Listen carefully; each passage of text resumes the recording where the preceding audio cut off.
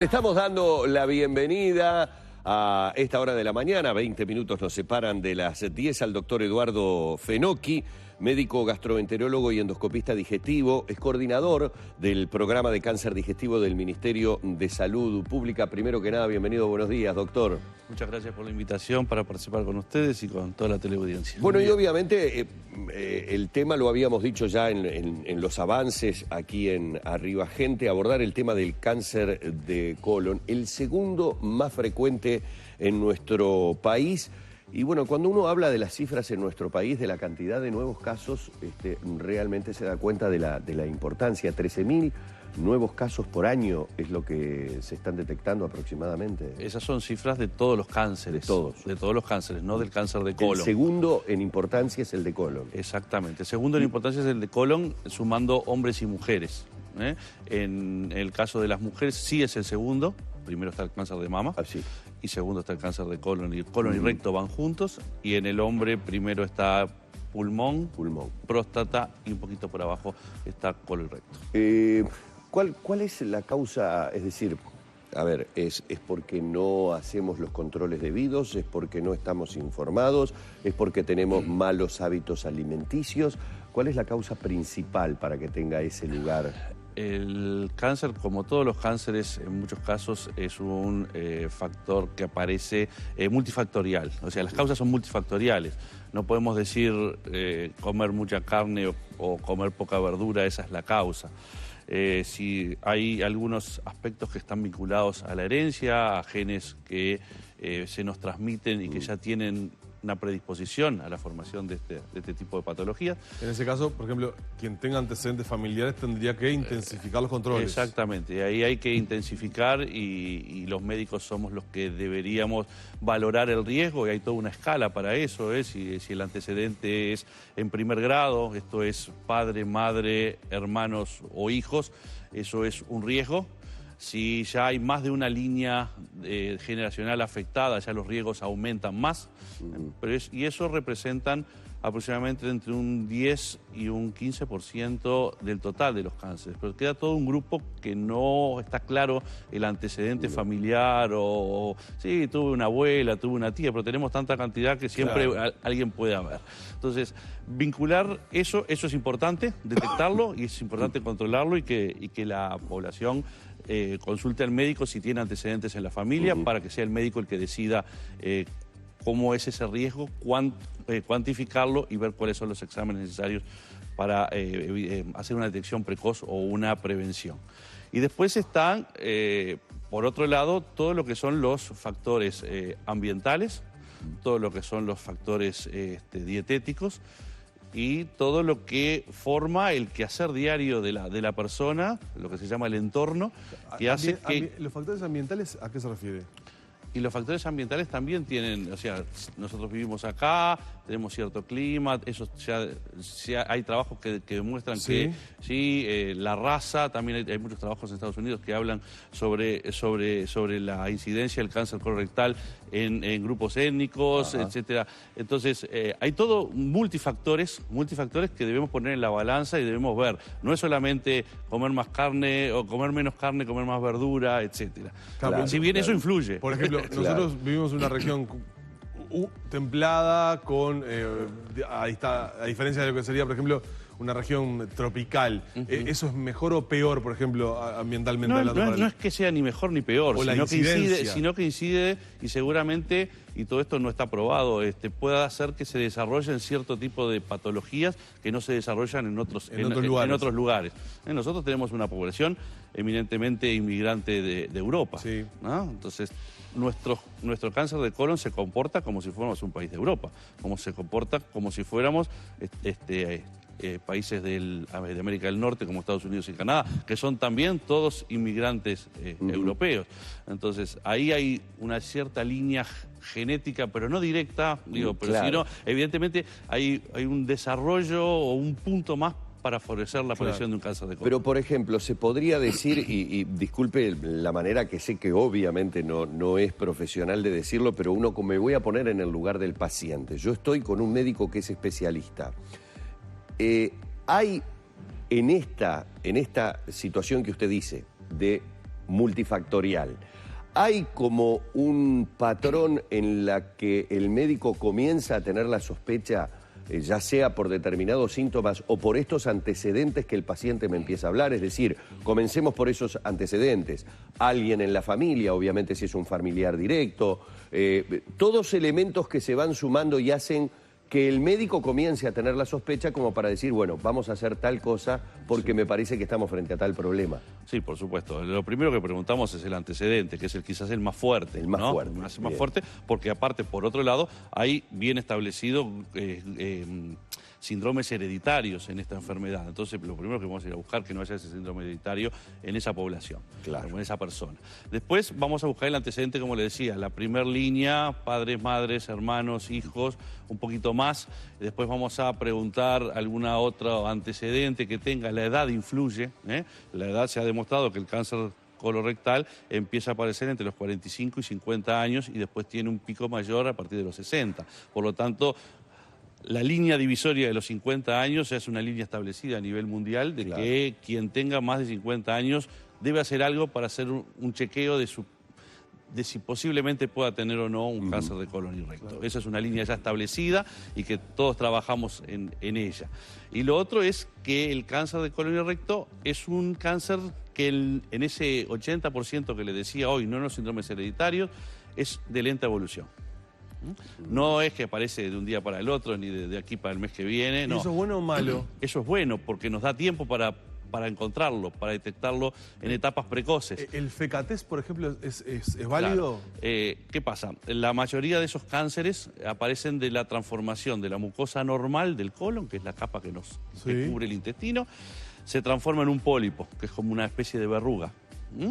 Ese pólipo puede quedar como pólipo, que es benigno, pero puede con el paso del tiempo transformarse, empezar a transformarse alguna de sus células en un cáncer e ir creciendo. Todo eso puede llevar 6, 7, 8 años. Es lo que le estoy diciendo, es importante tenerlo eso, porque a veces los pacientes dicen, no, pero yo me hice un estudio hace 2 meses y ahora quiero que me lo repita. No le va a pasar nada dentro de 2 meses, 1 año, 2 años, no hay cambio. Si apareció, apareció un pequeño pólipo. La persona que tiene un pequeño pólipo tiene que controlarlo. Exactamente, hay todo un programa de seguimiento de ese tipo de pacientes. Entonces, como le decía, ese pólipo que puede ir creciendo, no todos los pólipos crecen, no todos los pólipos se malignizan, pero como uno no lo sabe, hay algunas características que lo pueden hacer predecir, pero siempre estamos hablando de cosas que pueden pasar.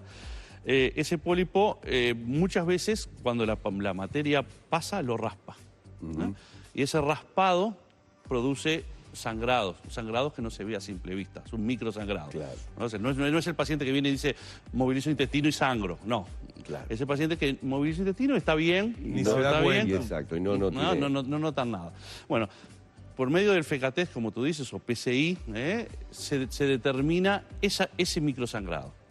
Y si hay niveles de microsangrados más elevados de lo que se considera normal, es una alerta, no significa que haya nada, es una alerta de que puede haber algo que está sangrando. Dentro de lo que puede estar sangrando es un pólipo o un tumor.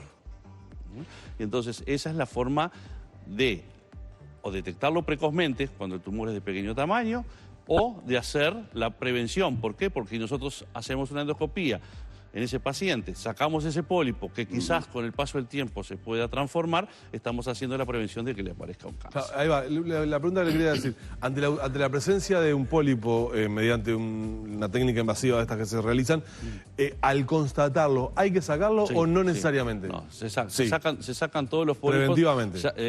Los que sean de cierto tipo, ¿no? Nosotros endoscópicamente podemos determinar, hoy la tecnología nos permite... Ha avanzado mucho la tecnología, ¿no? Tenemos HD, tenemos magnificación, tenemos tinciones, entonces tenemos que... vemos el pólipo y podemos decir hasta aproximarnos al tipo histológico que podría llegar a ser, desde el punto de vista endoscópico. Por supuesto que después hay que sacarlo y mandarlo a analizar por el anatomopatólogo. Pero hay muchas veces que vemos un pólipo y decimos, este es un pólipo chiquito que está en el recto, que es un tipo... Eso lo podemos dejar porque no va a pasar absolutamente nada.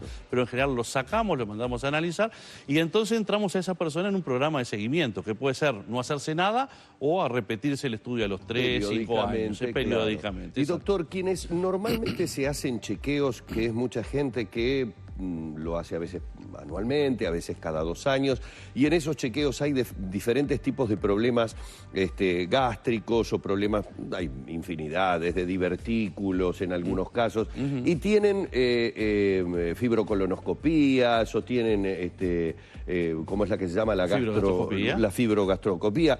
Ese tipo de estudios que están en realidad supuestamente prescriptos por el médico para ver la marcha del tema de los divertículos, del tema de hemorroides, ¿pueden detectar algo? Es decir, el profesional que lo realiza, si ve algo más, ¿puede sugerirle ir a su médico o su médico al ver el resultado entender que hay algo más o son totalmente separados? No, está todo enrabado. O sea, si a usted le piden una colonoscopía porque sospechan que puede tener divertículos, cuando nosotros le hacemos la colonoscopía vemos todo lo que hay en el colon, sean divertículos, pólipos o lo que sea. Claro. O sea, va todo enrabado y o sea, se hace un examen de... A ver, no se le puede pasar al profesional eso. No se le debería pasar. Ahí está, claro. No, es un estudio completo de todo el colon, visualizándolo directamente, o sea, no es como otras técnicas en las cuales, como técnicas imagenológicas de radiología, que hay una interpretación, sino que acá estamos mirando directamente qué es lo que hay dentro del colon. Y cuando llegamos, y es la parte tal vez más fea de la entrevista, si se quiere, cuando llegamos al diagnóstico, cuando sabemos que efectivamente se ha detectado, allí obviamente me imagino que de acuerdo al grado de lo que se detectó, pasa a ver ya no solamente un seguimiento, sino un tratamiento. Hablamos recién del tema de la prevención, de cómo puedo tener idea de, pero una vez que está confirmado, ¿cómo estamos en nuestro país con el tema de los tratamientos y bueno, y de la cantidad de gente que en definitiva termina erradicando y saliendo de la enfermedad? Nosotros podemos tener 2 situaciones, una más favorable que la otra, y es, hacemos la endoscopía y nos encontramos con una lesión que nosotros llamamos una lesión precoz. O sea, es esa lesión o ese pólipo que recién se está empezando a transformar, recién está apareciendo ese tumor, y nosotros desde el punto de vista endoscópico podemos resecarlo. Y eso pasa muy frecuente. Nosotros hacemos la colonoscopía, vemos la lesión y se la sacamos. Y el paciente se entera que tenía un cáncer cuando ya no lo tiene, o cuando se despertó de esa endoscopía o cuando salió del consultorio. Y después está la otra situación en la cual nosotros ya vemos la lesión que está más avanzada, que ya no es posible resecarla por vía endoscópica. Ya hay parámetros para establecer eso, y ya eso requiere de otro tratamiento, como puede ser una cirugía, y muchas veces puede quedar solo en la cirugía, o aquellos casos en los cuales, como actualmente son los tratamientos del cáncer de recto, en el cual se prefiere primero hacer lo que se llama una neoadjuvancia, o sea, un tratamiento con radio y quimioterapia para disminuir el tamaño del tumor y después ir a la cirugía. Muchas veces la radio y quimioterapia pueden hacer desaparecer la lesión y se hacen controles. O es una lesión del colon, ya no del recto, y que es necesario resecarlo y eventualmente hacer quimioterapia. En el colon no se hace radioterapia. Y esas son las opciones que tenemos. ¿Cómo estamos con respecto al resto del mundo? Estamos igual que el resto del mundo. Eso es lo que pasa en todos lados. Hoy día no hay mayores brechas en cuanto a los conocimientos, tenemos todo a disposición.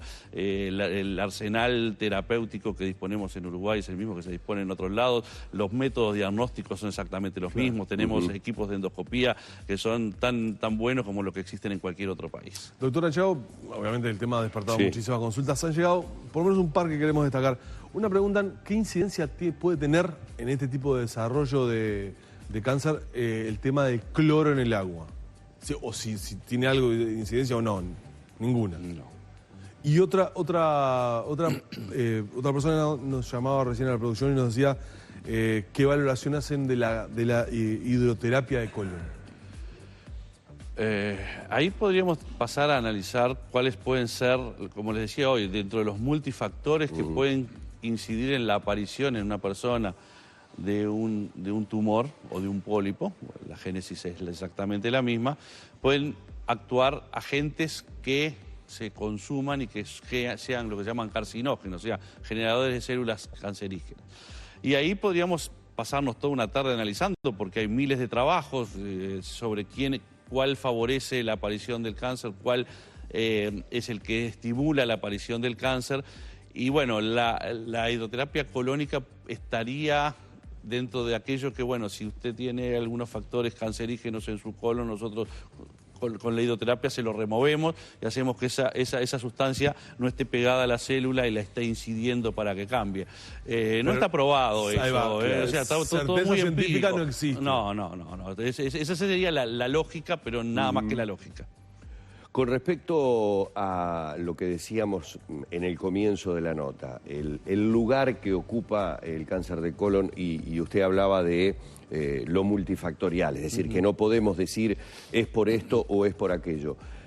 Hay como también elemento, digamos, de agravamiento de la situación, cierta falta de responsabilidad de los pacientes, es decir, de nosotros mismos, de tratar de realizarnos controles, por lo menos en esa población que usted hablaba, podríamos denominar de riesgo a partir de determinada edad, de ser conscientes que por más allá, yo sé que la gente le tiene especial temor a todos aquellos exámenes que sean invasivos, ¿no? Es decir, todo aquello, hoy en día, como lo decía usted, felizmente tenemos la tecnología, se ha avanzado mucho, pero uno tiene temores de esos exámenes invasivos. ¿Hay algo de cuota de responsabilidad de no realizarnos ese tipo de exámenes? Por supuesto, y para eso es que trabajamos en esto ya hace más de casi, va a ser casi 20 años que estamos trabajando, que trajimos al país lo que es el FECATES, haciendo la prevención, tratando de hacer campañas,